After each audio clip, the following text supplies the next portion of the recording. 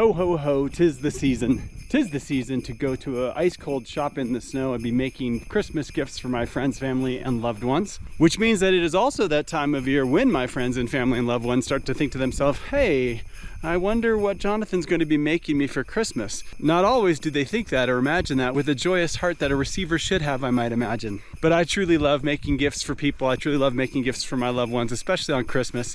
And then I can foist these gifts on them and stand by expectantly as they unwrap them, giving them bated breath smiles, hoping that they're going to be enamored with what I've offered them. There's nothing but joy in that equation, isn't there? That said, this week we're going to get to the shop. We're going to be making some Christmas gifts, and we're going to start off with some iron stocking hooks. There is no such thing as an original idea anymore, as I've said before in some of my videos. Unless, of course, maybe dance, you can still be original, who knows. But these hooks are certainly not original. I saw them on some blacksmith's Facebook page that I follow, and I liked how they looked. They should be pretty quick, they should be pretty simple. So we are at the shop. Without further ado, let's get started.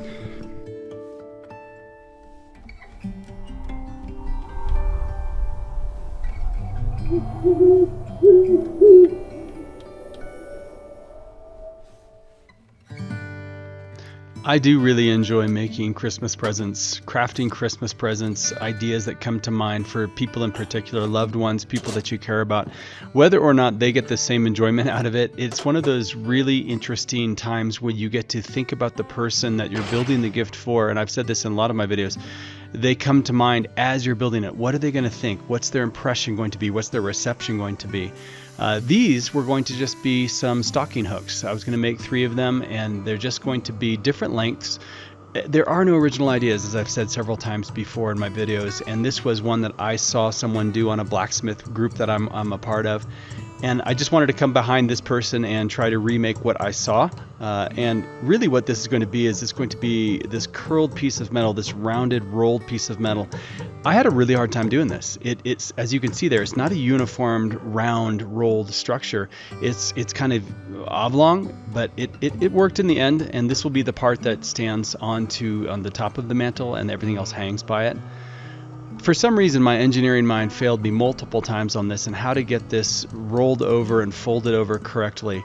But once I got to the point where I was going to actually twist the metal, it started to work out pretty well. And every time I twist metal, I have to remind myself that it's going to shorten things up quite a bit. So I have to make quite a bit longer stock material to begin with, so that it actually ends up looking the way that I want it to. So the top portion of this is done. Now all I have to do is draw out, elongate to a fine point this last piece. I'm going to make a bend in it. I did get this measurement wrong, it should be noted.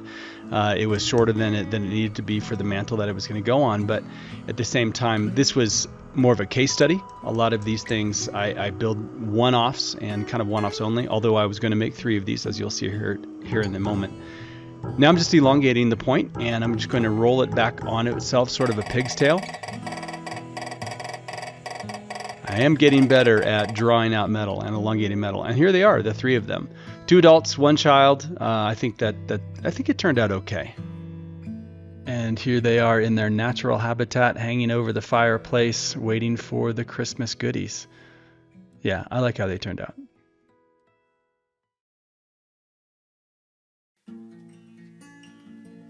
Well, thank you for joining me for that very short, very simple little gift build. There are no real takeaways on this build, just other than the rolling of the metal, the curling up of that metal. I couldn't get it to look very round. It was more oblong, which there's probably a very easy way to do that. But other than that, I like the way the hooks came out. Over the next several weeks, I'll be making a few more gifts, and one of them is going to be quite elaborate. It's going to be a picture frame with some scrolled redwood. I've never done scrolled wood. I've never tried to carve wood like that.